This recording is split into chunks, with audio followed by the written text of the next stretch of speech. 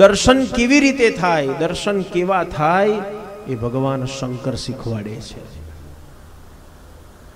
ભલે આઠે સમાના દર્શન કરવા મંદિરમાં ના જવાય તો ચિંતા ના કરશો, એક સમાના દર્શન કરો, પણ દર્શન એવા કરો કે કમસે કમ 24 કલાક સુધી એ ઠાકોરજી તમારા હૃદયમાં બિરાજેલો રહે.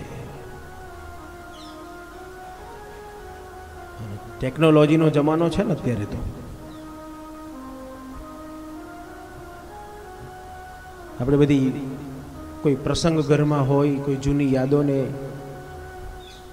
લાંબા સમય સુધી સાચવી રાખવી હોય તો ટેકનોલોજીનો ઉપયોગ કરીએ છીએ. આપણે કેમેરાવાળાને બોલાવીશું, ભાઈ ફોટા પાડી લેતું, કેમ? યાદગીરી રહે.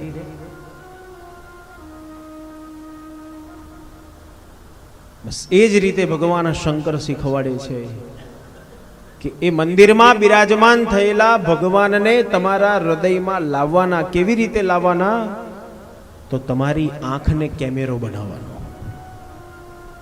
આંખ રૂપી કેમેરો છે અને હૃદય એની ફ્રેમ છે. એ ભગવાનને તમારા હૃદયમાં જકડી લો. શંકરે વિચાર્યું, હું ક્યાં વારે ઘડીએ હિમાલય છોડીને ગોકુળમાં આવવાનો છું, વારે ઘડીએ મારા ભગવાનને રુદનની લીલા કરવી પડે, એના કરતા એક વખત આવ્યો છું તો એ ભગવાનને મારા હૃદયમાં પૂરીને લઈ જાઉં. ભગવાન શંકરનું જીવન ધન્ય બન્યું. સુખદેવજી વર્ણન કરે, રાજા સમય ઉપર સમય વ્યતીત થયો. ગર્ગ પુરોહિતો રાજન ગર્ગાચાર્ય નામના મહારાજ આવ્યા. ભગવાનના નામકરણ સંસ્કાર કરે છે. ભગવાનનું ભવિષ્ય જોયું, કૃષ્ણ નામ આપ્યું.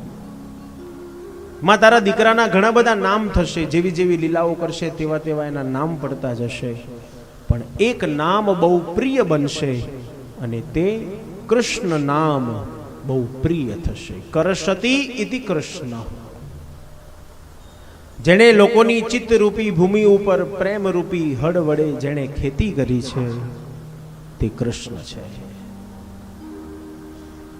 માને આનંદ થયો, મારા દીકરાનું નામ કૃષ્ણ પડશે.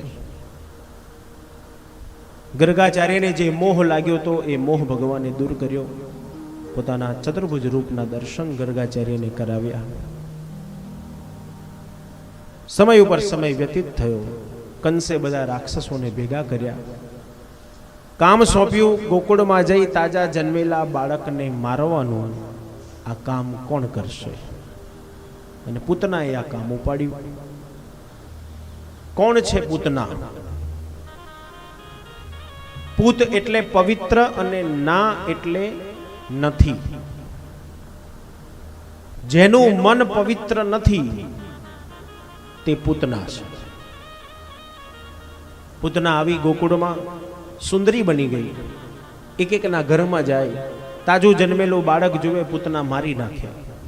ચાલતી ચાલતી નંદ બાવાને ઘેર આવી. ભગવાન પલ્લામાં પોઢેલા છે. ભગવાને જોયું, અરે આ કોણ છે? આ તો પૂતના છે. અને પૂતનાને જોતાની સાથે ભગવાને પોતાની આંખો બંધ કરી દીધી અને ભક્તોએ કલમ ઉપાડી. શા માટે ભગવાને પોતાની આંખો બંધ કરી? તો એક ભક્તે કીધું, ભગવાને વિચાર્યું હશે કે પૂતના એ તો અબડા છે અને મારે આજે પૂતનાને મારવાની છે, તો સ્ત્રીનું દુઃખ અને ખેંચ્યા. પૂતના બૂમો પાડવા લાગી, સામુંચ મુંચ, મને છોડી દે, છોડી દે.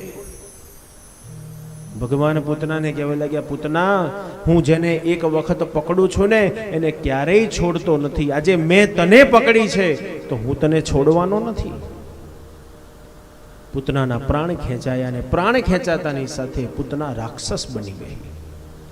ભગવાન બાલકૃષ્ણને ગોદમાં લઈ અને પૂતના આકાશ માર્ગે ઉડવા લાગી. યશોદા બૂમો પાડે, અરે મારા દીકરાને બચાવો, દીકરાને બચાવો. ગ્વાલો હાથમાં લાકડીઓ લઈ લઈ પૂતનાની પાછળ દોટ મૂકે છે. બધાની નજર ઉપર છે, આકાશ તરફ છે, પણ નીચે કોઈને ઠોકર વાગતી નથી. બોલો, આપણે તો નીચે જોઈને ચાલીએ તોય ઠોકર વાગે છે.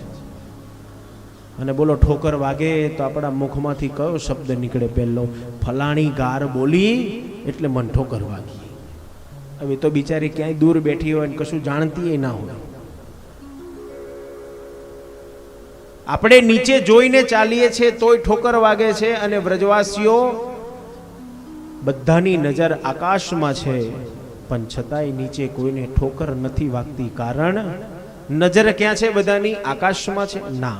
પૂતનામાં છે? ના. પણ પૂતનાના વક્ષસ્થળમાં રહેલા ભગવાન બાલકૃષ્ણમાં નજર છે, તો કોઈને ઠોકર નથી વાગતી. સુખદેવજી વર્ણન કરે, રાજા ભગવાન વિચાર્યું આ પહાડ જેવી પૂતનાને ક્યાં ફેંકું? જો ગોકુળમાં હું પડશે તો કેટલાય લોકોના ઘર તોડી નાખશે. રસ્તામાં જંગલ આવ્યું. જંગલ આવતાની સાથે ભગવાને પૂતનાના પ્રાણ ખેંચ્યા, અને પ્રાણ ખેંચતા અનેક વૃક્ષોનો કચ્ચર ઘાણ કરતી પૂતના, પણ ભગવાને પૂતનાને પરમ ગતિ આપી દીધી. પૂતનાને ભગવાને પોતાનામાં સમાવી લીધી. પૂતના ભલે રાક્ષસ હતી, પણ પૂતનાનું મન ક્યાં હતું? ભગવાનમાં હતું. ઈશ્વર જુએ છે, તમારું મન જુએ છે, તમારો પ્રેમ જુએ છે, તમારું કર્મ નથી જોતો. જો ભગવાન તમારું કર્મ જોતો હોય, તમારી જાતિ જોતો હોય, તો રોહિદાસ ચમારને ભગવાન મળે જ ખરા. કારણ રોહિદાસ ચમાર તો ચામડા ચીરવાનો ધંધો કરતો હતો, પણ છતાં એને ભગવાન મળી ગયા.